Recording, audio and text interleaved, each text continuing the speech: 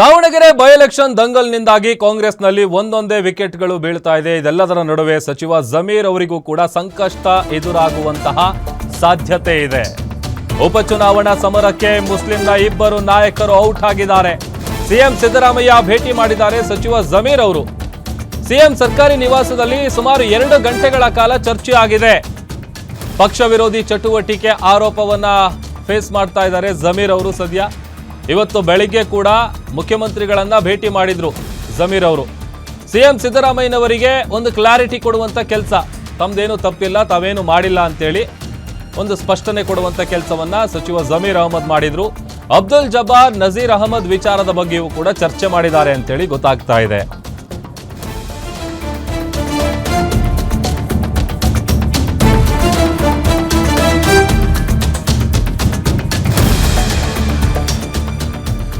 ದಾವಣಗೆರೆ ದಂಗಲ್ ಎಲ್ಲಿಗೆ ಬಂದು ನಿಂತಿದೆ ಅಂತ ಅಂದ್ರೆ ಈಗ ಆಲ್ರೆಡಿ 2 ವಿಕೆಟ್ ಔಟ್ ಆಗಿದೆ. ಮತ್ತೊಂದು ಈಗ ಸಚಿವ ಜಮೀರ್ ಅವರಿಗೂ ಕೂಡ ಸಂಕಷ್ಟ ಎದುರಾಗುವಂತಹ ಸಾಧ್ಯತೆ ಇದೆ.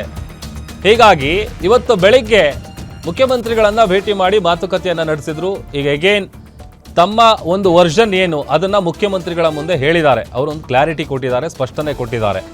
ಜೊತೆಗೆ ಅಬ್ದುಲ್ ಜಬ್ಬಾರು, ನಜೀರ್ ಅವರ ವಿಚಾರವಾಗಿಯೂ ಕೂಡ ಚರ್ಚೆ ಮಾಡಿದ್ದಾರೆ.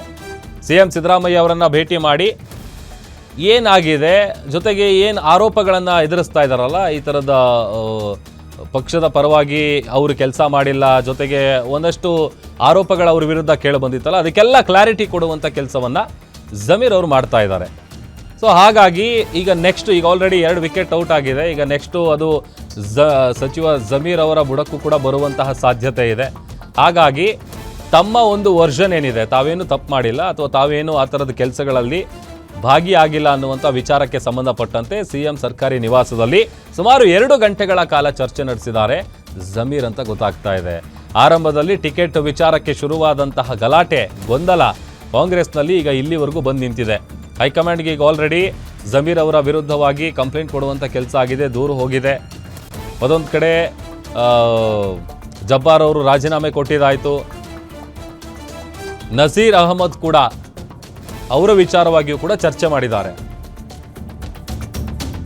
ಮತ್ತಷ್ಟು ಡೀಟೇಲ್ಸ್ ಕೊಡ್ತಾರೆ ನಮ್ಮ ಸ್ಪೆಷಲ್ ಕರೆಸ್ಪಾಂಡೆಂಟ್ ವೀರೇಶ್ ದಾನಿ. ವೀರೇಶ್ ದಾನಿ, ಈಗ ದಾವಣಗೆರೆ ಬೈ ಎಲೆಕ್ಷನ್ ದಂಗಲ್ನ ವಿಚಾರ ಎಲ್ಲಿವರೆಗೂ ಬಂದಿದೆ? ಜೊತೆಗೆ ಇದು ಜಮೀರ್ ಅವರಿಗೂ ಕೂಡ ಸಂಕಷ್ಟ ಎದುರಾಗಬಹುದಾ? ಏನು ಕತೆ? ಭೇಟಿಯಾದಂಥ ಸಂದರ್ಭದಲ್ಲಿ ಏನು ಮಾತುಕತೆ ನಡೆದಿದೆ?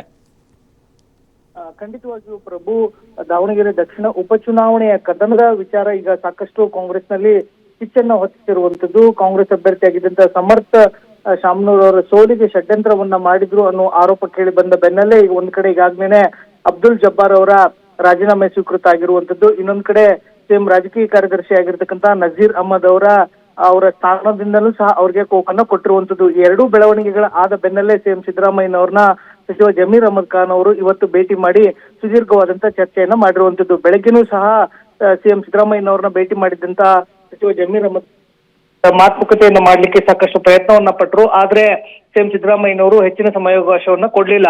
ಇಂದು ಸಂಜೆ ಮತ್ತೆ ಸಿಎಂ ಸಿದ್ದರಾಮಯ್ಯನವ್ರನ್ನ ಭೇಟಿ ಮಾಡಿ ಸಚಿವ ಜಮೀರ್ ಅಹಮದ್ ಖಾನ್ ಅವರು ಸುಮಾರು 2 ಗಂಟೆಗಳ ಕಾಲ ಸುದೀರ್ಘವಾಗಿ ಚರ್ಚೆಯನ್ನ ಮಾಡಿರುವಂತದ್ದು. ದಾವಣಗೆರೆ ಉಪಚುನಾವಣೆ ವೇಳೆಯಲ್ಲಿ ಮುಸ್ಲಿಂ ಸಮುದಾಯದ ನಾಯಕರ ಮಧ್ಯೆ ಆಗಿರ್ತಕ್ಕಂಥ ಬಿಕ್ಕಟ್ಟು, ಗೊಂದಲ ಮತ್ತು ಒಳ ಒಪ್ಪಂದಗಳ ವಿಚಾರಗಳಿಗೆ ಸಂಬಂಧಿಸಿದಂತೆ ಸಂಪೂರ್ಣವಾದಂತ ಮಾಹಿತಿಯನ್ನ ಸಿಎಂ ಸಿದ್ದರಾಮಯ್ಯನವರು ಪಡೆದುಕೊಂಡಿರುವಂತದ್ದು. ಯಾಕಂತಂದ್ರೆ ಈ ವಿಚಾರದ ಬಗ್ಗೆನೇ ಈಗಾಗಲೇ ಎಐಸಿಸಿ ಮಟ್ಟದಲ್ಲಿ 2-3 ವರದಿಗಳು ಸಲ್ಲಿಕೆ ಆಗಿರುವಂತದ್ದು. ಒಂದ್ ಕಡೆ ಕೆಪಿಸಿಸಿ ಇಂದನೂ ಸಹ ಎಐಸಿಸಿಗೆ ಒಂದು ವರದಿ ಸಲ್ಲಿಕೆ ಆಗಿರುವಂತದ್ದು. ಇನ್ನೊಂದ್ ಕಡೆ ಎಐಸಿಸಿಯ ಕಾರ್ಯದರ್ಶಿ ಆಗಿರ್ತಕ್ಕಂಥ ಅಭಿಷೇಕ್ ದತ್ತಾ ಅವರು ಸಹ ಒಂದು ವರದಿಯನ್ನು ಕೊಟ್ಟಿದ್ದಾರೆ. ಇನ್ನೊಂದ್ ಕಡೆ ರಾಜ್ಯ ಕಾಂಗ್ರೆಸ್ ಉಸ್ತುವಾರಿ ಆಗಿರ್ತಕ್ಕಂಥ ರಣದೀಪ್ ಸಿಂಗ್ ಸುರ್ಜೇವಾಲಾ ಅವರು ಸಹ ಎಐಸಿಸಿಗೆ ವರದಿಯನ್ನು ಕೊಟ್ಟಿರುವಂತದ್ದು. ಆ ಹಿನ್ನೆಲೆಯಲ್ಲಿ ಈ ಪ್ರಕರಣವನ್ನ ಗಂಭೀರವಾಗಿ ಹೈಕಮಾಂಡ್ ನಾಯಕರುಗಳು ಪರಿಗಣಿಸಿರುವಂತದ್ದು. ಆ ಹಿನ್ನೆಲೆಯಲ್ಲಿ ಸಿಎಂ ಸಿದ್ದರಾಮಯ್ಯನವರು ಸಹ ಸಚಿವ ಜಮೀರ್ ಅಹಮದ್ ಖಾನ್ ಅವರಿಂದ ಸಂಪೂರ್ಣವಾದಂತಹ ಮಾಹಿತಿಯನ್ನು ಪಡೆದುಕೊಂಡಿದ್ದಾರೆ. ಆದ್ರೆ ಸಚಿವ ಜಮೀರ್ ಅಹಮದ್ ಖಾನ್ ಅವರು, ನಾನು ಯಾವುದೇ ರೀತಿಯಂತ ಪಕ್ಷ ವಿರೋಧಿ ಚಟುವಟಿಕೆಗಳನ್ನ ಮಾಡಿಲ್ಲ, ಹೈಕಮಾಂಡ್ ನಾಯಕರುಗಳು ಮತ್ತು ಪಕ್ಷ ತಿಳಿಸಿದಂತೆ ನಾನು ಕೇರಳ ಚುನಾವಣೆ ಪ್ರಚಾರದಲ್ಲಿ ಭಾಗಿಯಾಗಿದೆ, ಯಾವುದೇ ರೀತಿಯಾದಂತಹ ಪಕ್ಷ ವಿರೋಧಿ ಚಟುವಟಿಕೆಗಳನ್ನ ಮಾಡಿಲ್ಲ ಅನ್ನೋ ಒಂದು ಸಮಜಾಯಿಷಿಯನ್ನು ಕೊಡ್ತಾ ಇರುವಂತದ್ದು. ಆದ್ರೆ ಹೈಕಮಾಂಡ್ ನಾಯಕರುಗಳು ಸಹ ಸಚಿವ ಜಮೀರ್ ಅಹಮದ್ ಖಾನ್ ಅವರ ವಿರುದ್ಧ ಸಾಕಷ್ಟು ಗರಂ ಆಗಿರುವಂತದ್ದು. ಫಲಿತಾಂಶ ಬಂದ ಬಳಿಕ ಇನ್ನಷ್ಟು ಕ್ರಮಗಳು ಆಗುವಂತ ಸಾಧ್ಯತೆಗಳು ರಾಜ್ಯ ಕಾಂಗ್ರೆಸ್ನಲ್ಲಿ ದಟ್ಟವಾಗಿ ಕಂಡು ಬರ್ತಾ ಇರುವಂತದ್ದು. ಪ್ರಭು, ಓಕೆ, ಥ್ಯಾಂಕ್ ಯು ವೀರೇಶ್ ನಿಮ್ಮೆಲ್ಲ ಡೀಟೇಲ್ಸ್ಗಾಗಿ.